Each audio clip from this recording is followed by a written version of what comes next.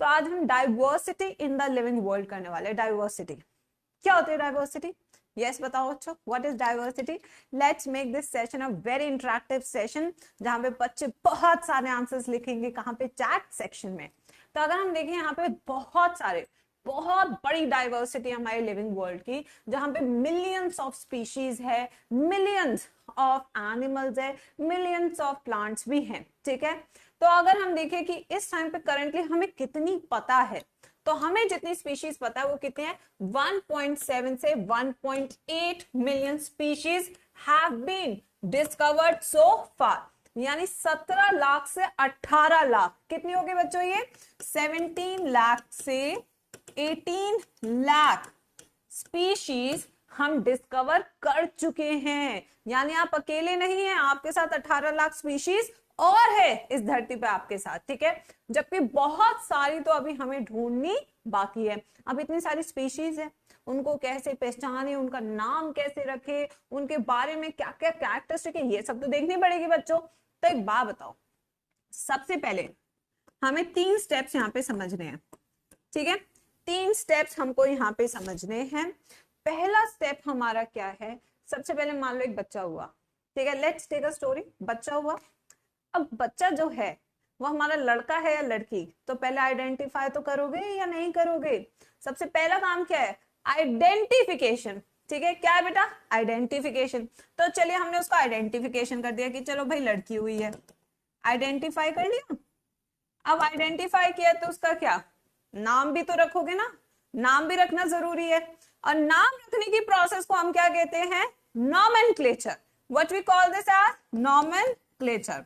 यानी कि आइडेंटिफाई करने के बाद जब हम उसका नाम रखते हैं, नामकरण करते हैं, यानी नॉमेनक्लेचर आता है। ठीक है, अब नॉमेनक्लेचर पे कर दिया, बड़ा होके वो डॉक्टर बनेगा, इंजीनियर बनेगा, पायलट बनेगा, क्या बनेगा? तो वो क्या है हमारा? क्लासिफिकेशन। वो क्या बच्चों? हमारा क्लासिफिकेशन।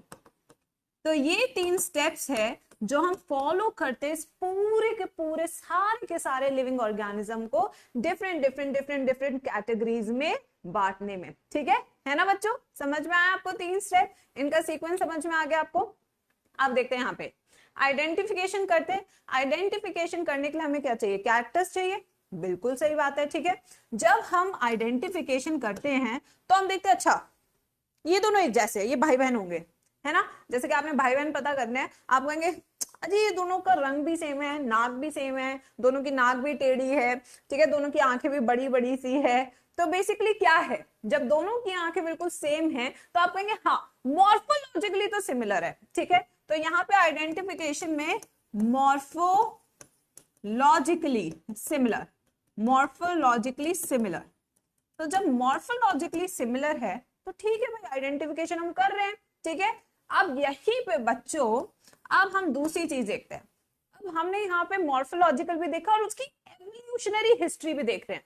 क्या देख रहे हैं बच्चों? उसकी एवोल्यूशनरी हिस्ट्री भी देख रहे हैं। तो यानी कि उसके पूर्वजों के बारे में भी देख रहे हैं और आज उनके फीचर्स भी मैच कर रहे हैं। This type of study is called systematics. इसको क्या बोलते हैं हम? सिस्टमैटिक्स। तो हम यही टर्म्स अब समझने वाले हैं अपनी बाकी की स्लाइड्स में एक एक करके। ठीक है बेटा, you don't need to spam the blank side thing. ठीक है, in the chat box you don't tell me how I teach. ये चैप्टर को जितना जरूरत है, जिस चैप्टर को जब ब्लैंक स्लाइड की जरूरत है, we know that. So please don't tell us and please don't spam this in the chat box. I don't like spammers.